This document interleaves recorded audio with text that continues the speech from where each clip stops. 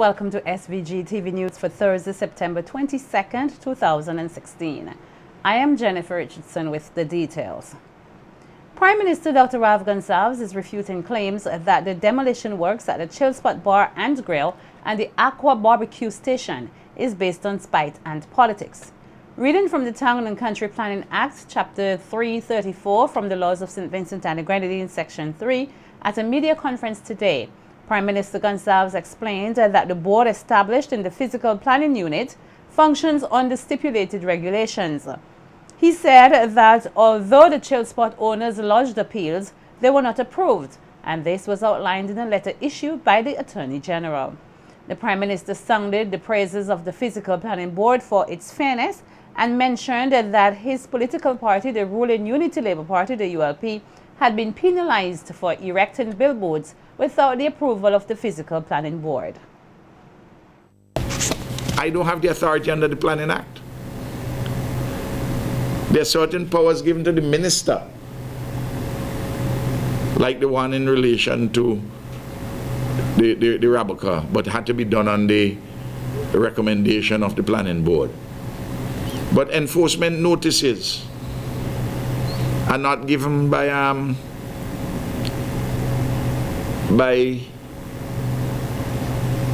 politicians. You know, enforcement notices have come already against ULP. You know, if we put up a billboard without permission, and we have learned that. So what we do, we ask planning permission to put up our billboards. Don't stop you putting up your billboard, you know. You get the planning permission, they tell you where to put it up, you give them what size you're going to put there, and so on, to see if that is okay with them. If they have questions, you talk to them. Dr. Gonsalves explained at the press conference that the Chill Spot owners have been his supporters and he wished to see them operating again, but in compliance with regulations. And people must look at the issues in a factual manner and look at the institutions which function on their behalf in accordance with law. We don't have a dictatorship in this country. We don't have a kingship in this country. We have laws in which people function. And there is a Town and Country Planning Act, and there is a Physical Planning and Development Board. Co-owner of the Chill Spot Bar and Grill, Maffon Mares Oliver, is questioning whether a comprehensive environmental study was conducted by the Planning Board before it took the decision to close the eatery. During yesterday's demolition of the grill spot and the Aqua Barbecue grill structures, Ms. Oliver said that she had concerns with the Physical Planning Board's closure procedures and also expressed concern for the welfare of the employees. There was no environmental study saying that the smoke is in fact harmful, or our smoke is in fact harmful for who is complaining. I mean, it's a sad day to know that we couldn't resolve this. I mean, I really am sad today. I believe we will survive because, you know, I'm a strong woman, I'm a fighter. I believe in God, but, you know, I'm worried for the workers at this moment. I am worried. If I fight, I fight for them. Admitting that there were some ambitious timelines, Prime Minister Dr. Rav Gonsalves says that construction work at the Argyle International Airport is in its winding down stage. At today's media conference, PM Gonsalves, who is responsible for air and seaports, said most of what is being finalized has to do with the overall preparation for the airport's operation. The Prime Minister pointed out that while this work is being undertaken by the Argyle International Airport Committee headed by Chairman Garth Saunders, discussions are underway with potential airlines. Very busy at work, putting all the systems in place. We have hired some critical personnel, some major personnel, and they're recruiting other persons. We've put some money to the AIA so that they can get on with their business. Meanwhile, the team headed by Glen Beach is in active conversations with the airlines, with international airlines. We have had visits from a couple of them. Liat was here and they visited the airport because Liat has to move pretty soon its operations from Arnesville to Argyle. Dr. Gonsalves further noted that the AIA is already creating investment opportunities for St. Vincent and the Grenadines. He pointed out that some Canadian investors are soon to receive their alien land holding license to acquire some 30 acres of land at Mount Twain, and Peters hope to establish hotel facilities. The land has been sold to them for national properties, $7 million. They have paid on, I think, $3 million already. As soon as the alien land holding license is granted with all the requisite conditions, because the Attorney General's chambers, they were involved in that. I expect the alien land holding license is making its rounds. It has come here.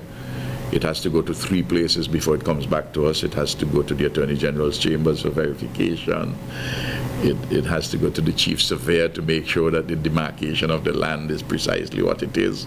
It has to go to the Ministry of Finance to make sure that all the financial issues are in order, including the calculation for the payment of alien land holding license fees and the transfer tax, the 5% transfer tax which the purchaser has to pay. Reiterating the commitment of the judicial system in achieving justice and true access to justice, Chief Justice of the Eastern Caribbean Supreme Court, the ECSC, Dame Janice Pereira, is calling on states such as St. Vincent and the Grenadines and other stakeholders to play their role in restoring and maintaining public confidence in the judiciary.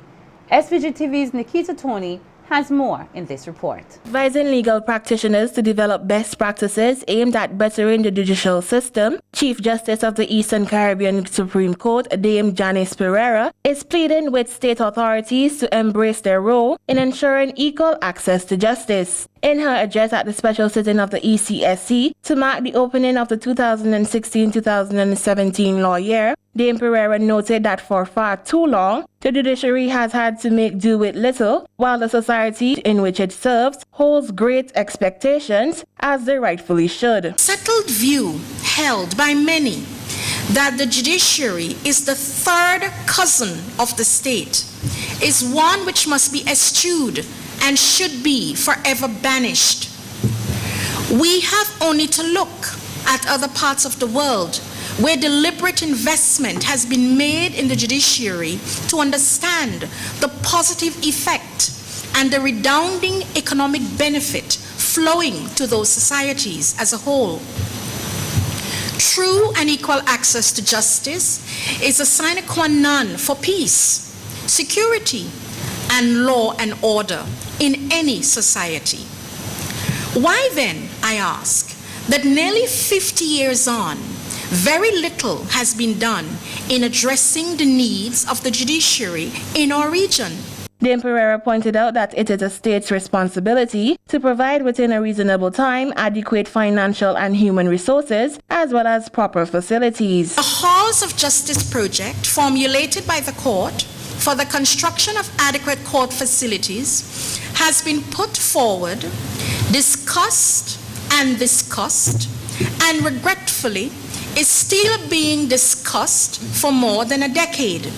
Much of the e-technology which the court wishes to utilize for bringing greater efficiency into the system and for streamlining and simplifying various court processes that are more beneficial to the public are simply incompatible with archaic dilapidated and dysfunctional physical spaces in buildings, which lead to frustration on the part of court users and leaves much to be desired in instilling a sense of purpose, importance, and confidence by the public. Meanwhile, addressing the matter from a local perspective, Queen's Counsel and representative of the Inner Bar, P.R. Campbell, pleaded with the local authorities to improve the infrastructure in which the judiciary functions.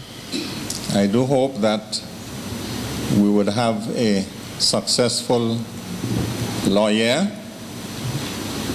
I do hope that the authorities would heed the call, the heartfelt call of Her Ladyship, the Chief Justice, for better facilities. We in St. Vincent and the Grenadines cannot be proud of what we offer as facilities for our judiciary. Sad to say. Nikita Tony, The Evening News. Over 6,000 Vincentians have benefited from the free blood testing, as well as health advice, as the Retired Nurses Association, in collaboration with the Mystique Charitable Trust and the CK Graves and Company Limited, held a walk-in diabetes and hypertensive testing program today. Testing was conducted at the 3 CK Graves supermarkets locations at Arnisvale, Buckament, and Kingstown. Speaking at the Arnisvale branch of CK Graves and Company Limited, trustee of the Mystique Charitable Trust, Lavinia Gunn, said the aim of the program was to bring awareness about diabetes and hypertension, and thanked the Retired Nurses Association, CK Graves, and Carimedics for their valued contributions and support. This program was initiated to heighten the awareness of these silent diseases which do wreak havoc in our communities. We wouldn't have been able to do this without the complete support of CK Graves, who have enabled us to come into their 3 supermarket locations in Kingstown, Arnisvale and Buckament to use their lobbies for our testing. The program also would not have been possible without the Retired Nurses Association, who conduct these confidential tests and, more importantly, give advice on a healthy lifestyle to those people who are suffering from these conditions. President of the Retired Nursing Association, Clary Gilbert, said such programs are necessary in detecting health issues in the population, and expressed delight at the opportunity to give of their time and assistance to the public. And we have really done a valuable service to the residents and citizens of this of St. Vincent, and because we have found on several occasions that persons were just walking around with elevated blood pressures and elevated sugars and not really knowing that. And during this time, we have found several situations and several persons. We have averted strokes and several other conditions or situations, because many times we have had to send people to emergency at the same time of their testings. So we are very happy that the nurses, as registered nurses, retired nurses, we can donate our time to this effort. Meanwhile, manager of the Arnisvale branch of CK Graves and Company Limited, Gregory Days, said the company was happy to partner with the Mystique Company on such an important initiative. You know, it's a privilege for us to partner with you in offering such a meaningful venture, social venture to the Vincentian public. CK Graves and Company, we look forward to importing top quality products, of course, that will go far in the health of our citizens. You know, we congratulate you, the Mystique Charitable Trust, for a wonderful job so far. And on behalf of the many customers and our staff, we want to say thank you very much, and we appreciate the work that has been done so far, and we're looking forward to partnering with you in the future. As they continue their efforts to raise awareness of breast cancer and breast cancer treatment in SVG, Project Pink, a local organization, is urging Vincentians to be a part of their movement as they host the National Pink Friday event on Friday, September 23rd, 2016. SVG-TV's Nikita Tony has more in this report.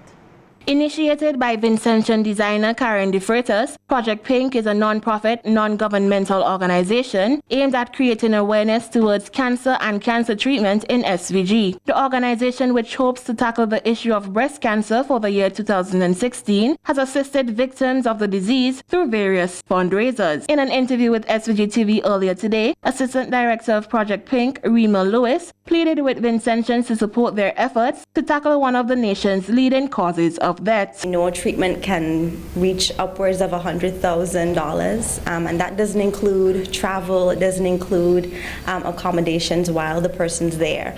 So Project Pink, our hope is to assist them in that manner. I think we're in an era where people are becoming activists, right? Social activists and health activists.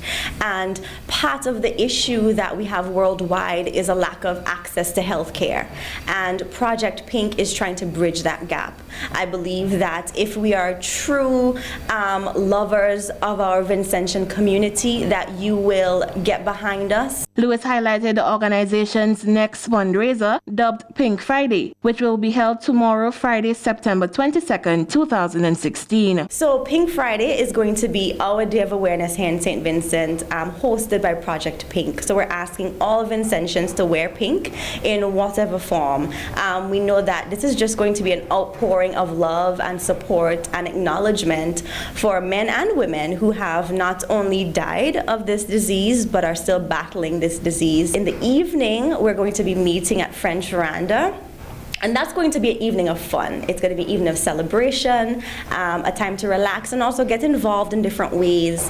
Learn how you can donate to the project, learn how you can support us in more than just wearing a pink t-shirt or a pink polo, but of course you can always start there. Lewis further urged all Vincentians to come out and support a worthy cause. Not just on Pink Friday, but our huge fundraising event, which is going to be in October. It's Saturday, October 29th. It's going to be a pink gala. Look forward to telling you more about it at another time, and hopefully you'll be interested and support us in that way also. But this Friday, it is Pink Friday at French Veranda at 4 p.m. Nikita Tony, The Evening News. The Gender Affairs Division within the Ministry of National Mobilization and Social Development will be hosting a series of programs dubbed Men as Partners MAP, which will take the form of men on the block discussing issues that affect them. These discussions will form part of the build-up to the celebration on 19th November of International Men's Day, which will be an annual event. This year's theme, Engaging Men as Partners in celebration of International Men's Day. The first in the series of discussions will take place on Saturday, 24th September 2016 in the community of Fitzhughes at Tete's Block, commencing at 6:30 p.m. While celebrating the 5th anniversary of its brand locally, Rubus has reiterated its commitment to provide quality service and products to the Vincentian public. The event was marked by a cocktail party last evening, which was attended by staff members, government officials, and other well-wishers. Nikita Tony has more in this report. Since its commencement in 2011, Rubus continues to supply the Caribbean region with quality goods and services and hopes to continually improve its market shares in years to come. At the company's 5th anniversary celebrations last evening, Sales and Marketing Manager Andrea Goodin thanked the Vincentian public for their continued patronage. So when we started in 2011, we were new. 5 years later, I can definitely say we have grown. We are definitely not the same size and the same business we were then. We've opened 11 service stations across the Eastern Caribbean, including Peruvian Vale. We've increased our storage capacities at our terminals, so as the demand has gone up for fuel, we've made sure that we have the storage capabilities to fulfill our customers, whether it's with fuel or with LPG as well. CEO of Rubus Caribbean, Mauricio Nichols, in providing an overview of the company's growth over the previous 5 years, pointed out his hopes of having Rubus being more involved in the economic development of St. Vincent and the Grenadines. It's a culture where delivering above and beyond what is expected is the norm. and where everyone is valued and encouraged to contribute to our success. We agreed with the government of St. Vincent and the Grenadines to build a fuel terminal at the newly built Argyle International Airport.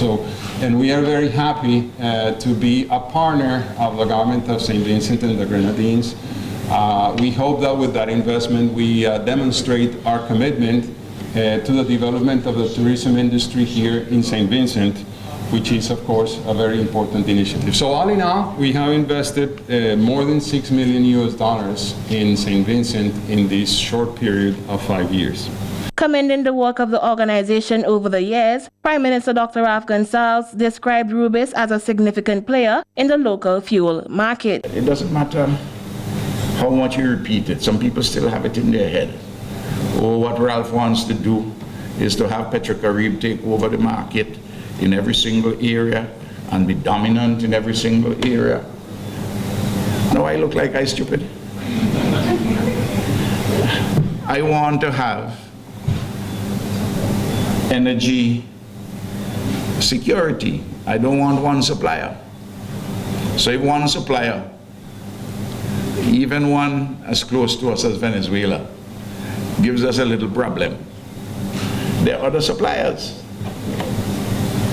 So let the market determine which company, which entity is going to be the dominant entity in the market. And you are trying your best, and I appreciate that.